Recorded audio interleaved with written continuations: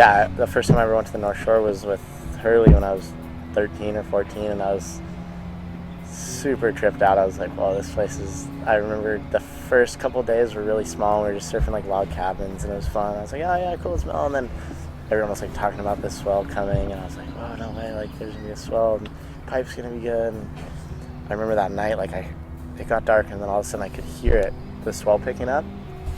Could not sleep the whole night. It was a full moon, and I got on my bike, just some bike at the house, and I rode over to off the wall path, and I just like walked down the path, and I remember like seeing the moon just like shining on the waves, and it was just pumping, and I was like, dude, there's no way I can surf that. Like, how are people even riding those waves? Yeah, from then on I just started going more, and I love surfing those waves over there, and just so much power, and it's a super special place, and it's just so much history over there, and just energy.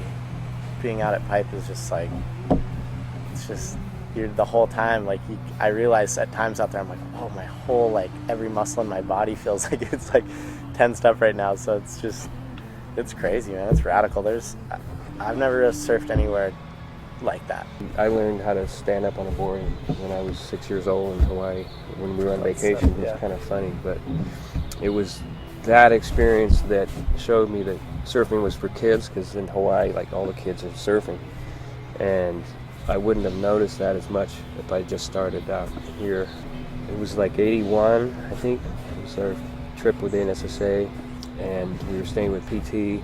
He was telling us, about, what everything that happened in the, early 70s and who was killing it. Surf Sunset, trying out bigger boards, which, when you say a step up for here, you're looking at, like a 6'2" or something, but more, when you think in Hawaii, it's more like a 7'6" or 8'0", and so that was weird, because you're just thinking, how do you actually turn these boards? One of the first times that I actually was catching waves in Hawaii and pulling into the tube was probably at Off the Wall. So I was maybe about 16, 17 or something. I kind of didn't really go down the pipeline that much. I would surf backdoor a bit.